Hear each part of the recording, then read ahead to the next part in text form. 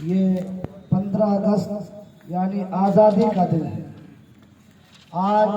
ہندوستان 75ویں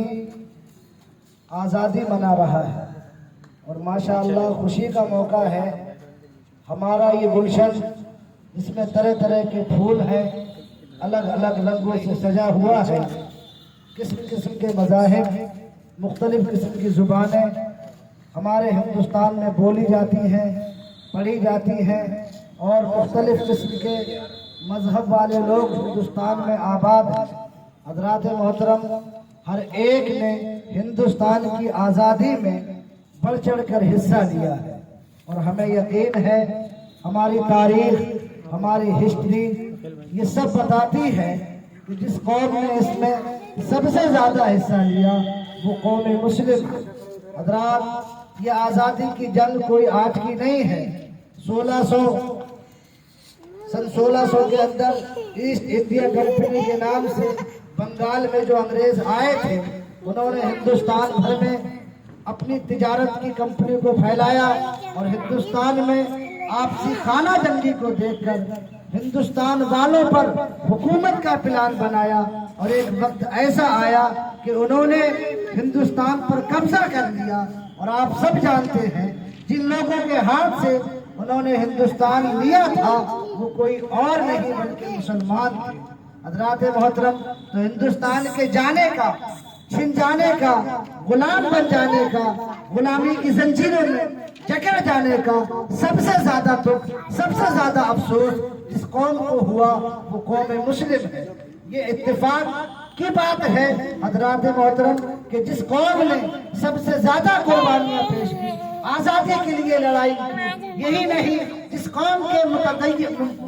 کے مقتدر اور بڑے بڑے علماء نے آزادی کی جنگ میں حصہ لیا، اور حصہ ہی نہیں لیا بلکہ انہوں نے سب سے پہلے میدان میں آ کر خود بھی جہاد کرنے کا عزم کیا اور اپنی قوم کو جہاد کرنے کا فتویٰ دیا۔ حضرات محترم، تاریخ بتاتی ہے ہمارے ایک تو عالم نہیں بلکہ بڑے بڑے علماء کرام نے اس جنگ میں حصہ لیا۔ ہندوستان کو آزاد کرانے کے لیے انہوں نے اپنے سر، اپنے تن، اپنے جان، اپنی مال کی بازی لگائی حضرات محترم، اور انہوں نے یہ عزم کر لیا جب تک کہ ہندوستان آزاد نہیں ہوگا ہم یہ لڑائی جاری رکھیں گے۔ حضرات محترم، اگر ہم اپنی تاریخ دیکھیں، اپنی ہسٹری دیکھیں تو اس نتیجے پر پہنچتے ہیں کہ ہمارے علماء نے میدان میں آ کر جہاد کا علم اٹھایا تھا، لوگوں کو جہاد پر آمادہ کیا تھا، مسجدوں سے پروگرام کیے گئے تھے، میدان میں لوگوں کو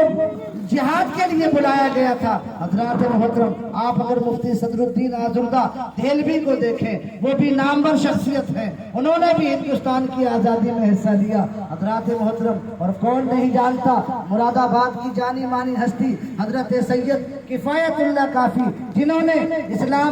نے ہندوستان کو آزاد کرنے کے لیے جو میدان میں آئے، اپنی قوم کو سامنے لائے، حضرات محترم فتوے دیے، اور فتوے دینے کے بعد قوم کو آمادہ کیا، کہا یہ انگریز جو ہے اسلام کے بھی دشمن ہے، دیش کے بھی دشمن ہے، جب تک یہ یہاں پر رہیں گے نہ ہم چین کی سانس لے سکتے ہیں، نہ اسلام ہمارا پھول سکتا ہے، نہ ہمارے ہندوستان میں جو ہے ترقی ہو سکتی ہے۔ لہذا قوم کو چاہیے کہ اس وقت تک سانس نہ لے جب تک کہ یہ انگریز جو ہے ہندوستان سے بھاگ نہ جائے۔ حضرات محترم، جب اس کا علم انگریزوں کو ہوا کہ مراد آباد کے اندر سید کفایت اللہ کافی نے ہمارے خلاف جہاد کا فتویٰ دیا ہے اور میدان جہاد میں اترے ہوئے ہیں، قوم کو برگلا رہے ہیں، حضرات محترم انہیں گرفتار کیا گیا، اور آپ سب کو معلوم ہوگا کہ ان کو جو ہے چوراہے پر، شاہراہ عام پر آپ کو تختہ تار پر لٹکایا گیا۔ آپ نے ہنستے ہوئے ہندوستان کی آزادی کے لیے اپنے گلے میں پھانسی کا پھندا قبول کر لیا۔ اور حضرات محترم، آپ نے چلتے چلتے نظم بھی کہی تھی، کوئی گل باقی رہے گا نہ چمن رہ جائے گا، پر رسول اللہ کا دین حسن رہ جائے گا۔ حضرات محترم، اور آپ ہی کیا، اگر آپ تاریخ اٹھا کر دیکھیں گے تو حضرت علامہ فضل خیر آبادی نے فتویٰ دیا، اور فتویٰ دینے کے جرم میں جب آپ کو گرفتار کیا گیا، حضرات محترم آپ سے کہا گیا تھا کہ صرف ایک بار یہ کہہ دیجئے ہم نے جو فتویٰ دیا وہ ہم نے غلط دے دیا یا کسی اور آدمی نے دے دیا، ہم آپ کو بچا لیں گے۔ حضرات محترم آپ نے کہا تھا اعلان، بابا نے توہل کہا تھا کہ کل بھی میرا نظریہ انگریزوں کے خلاف آج جنگ کا تھا، جہاد کا تھا، کل بھی میرا یہی موقف تھا، کل بھی میرا یہی نظریہ تھا، فتویٰ میرا ہے جب تک خون کا آخری قطرہ باقی رہے گا میں یہی کہتا رہوں گا کہ انگریزوں سے جہاد کرنا فرض ہے۔ حضرات محترم اور 1862 سے لے کے 1865 کا زمانہ اگر آپ دیکھیں تو آپ اس نتیجے پر پہنچیں گے کہ ایک ایک دن میں 20 50 عالموں کو گرفتار کیا جاتا تھا، بوریوں میں بند کیا جاتا تھا، سور کی چربیوں میں بند کیا جاتا تھا، اور حضرات محترم انہیں جو ہے پھینکتے ہوئے کھولتے ہوئے تیل میں ڈال دیا جاتا تھا۔ حضرات محترم روایت بتاتی ہے کہ مسجدوں کے باہر پھانسیاں دی جاتی تھی، کبھی کبھی تو مسجدوں میں ہی علماء کو پکڑ کے پھانسی دے دی جاتی تھی۔ حضرات محترم انہیں معلوم تھا کہ مذہب اسلام میں سور کھانا جائز نہیں ہے، سور سے نفرت کرتے ہیں۔ حضرات محترم سور کی چربی کھانے پر سور کی کھال میں بند کر کے انہیں مجبور کیا گیا، کھولتے تیلوں میں ڈالا گیا، کیونکہ وہ جانتے تھے کہ سب سے زیادہ مقابلہ اگر ہمارا کوئی قوم کر سکتی ہے تو وہ قوم مسلم ہے، اور قوم مسلم مقابلہ اس لیے بھی کرے گی کہ ہم نے جو دیش لیا ہے، ملک چھینا ہے، وہ قوم مسلم سے چھینا ہے۔ حضرات محترم اتحاد گواہ ہے، تاریخ گواہ ہے، ہسٹری گواہ ہے، مسلمانوں نے جب ضرورت پڑی دیش کے لیے اپنے خون کی ندیاں بہا۔ حضرات محترم اور آخری لڑائی جب لڑی جا رہی تھی، حضرات محترم کون نہیں جانتا ویر عبدالحمید کو، جس نے پاکستان کے ٹینک تباہ کیے تھے۔ اگر پاکستان کے ٹینک تباہ نہ ہوتے تو پاکستان آج بہت آگے بڑھا ہوا ہوتا۔ حضرات محترم انہوں نے یہ نہیں سوچا یہ مسلمان ہیں، یہ ہمارے اپنے ہیں، بلکہ وہ یہ دیکھ رہے تھے کہ ہم ان سے لڑنے آئے ہیں، ان سے ہمارا مقابلہ ہے، ہمارے سامنے ہمارا دیش ہے۔ انہوں نے اپنے دیش کو سامنے رکھا اور پاکستان کے ٹینکوں کو تباہ کر دیا۔ حضرات محترم اور پاکستان کو ٹینک کو تباہ کیا گیا اور وہیں پر انہیں شہید کر دیا گیا۔ حضرات محترم اگر آپ اشفاق اللہ خان شہید کو دیکھیں گے، مفتی صدر الدین اعظم دہلوی کو دیکھیں گے، مولانا سید کفایت اللہ کافی کو دیکھیں گے، مولانا لیاقت علی کو دیکھیں گے، مفتی عنایت احمد کاکوری کو دیکھیں گے۔ حضرات محترم یہ وہ نامور علماء ہیں جنہوں نے جہاد میں بڑھ چڑھ کر حصہ لیا۔ حضرات محترم اور آپ نے ابھی سنا، میرے عزیز نے بتایا کہ ایک حصہ لینے والا جو آخری دم تک لڑتا رہا وہ ہمارا ایک نام نہاد مولوی ہی تھا، یعنی مولانا ابوالکلام آزاد۔ ابوالکلام آزاد انہوں نے بھی انگریزوں کے خلاف جہاد میں حصہ لیا۔ حضرات محترم جیل کی زندگی گزاری۔ حضرات محترم اور آپ کو یاد ہوگا رامپور کی مشہور و معروف شخصیت مولانا محمد علی جوہر جو گول میز کانفرنس کے لیے گئے تھے اور انہوں نے کہا تھا کہ اگر میرا دیش آزاد ہوتا ہے تو میں ہندوستان واپس جاؤں گا، اور اگر دیش آزاد نہیں کیا گیا تو میں ہندوستان واپس نہیں جاؤں گا، میں غلام دیش میں اپنی زندگی گزارنا نہیں چاہتا۔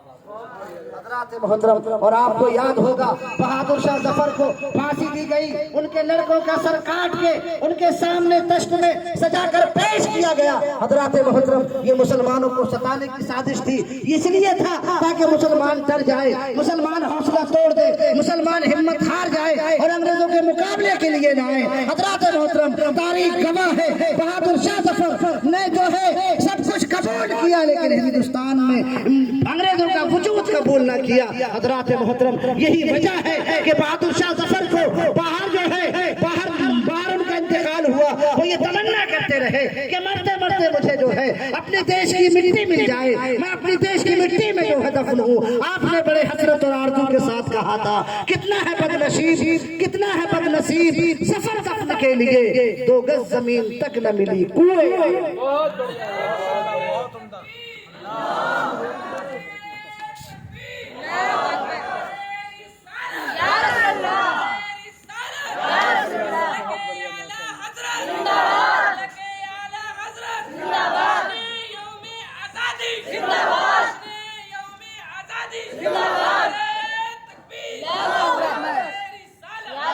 حضرات محترم ہمارے علماء نے، ہمارے عوام نے، مسلمانوں نے آزادی میں بڑھ چڑھ کر حصہ لیا، خون کی ضرورت پڑی، گولیاں کھانے کے لیے سامنے آئے، حضرات محترم ہم یہ کہنا چاہتے ہیں کہ ہم کل بھی وفادار تھے، آج بھی وفادار ہیں، اور جب تک ہمارے دم میں دم رہے گا، مسلمان ہندوستان میں باقی رہے گا، وہ ہندوستان کا وفادار بن کے رہے گا۔ حضرات محترم تاریخ گواہ ہے کہ ہم نے ہر موڑ پر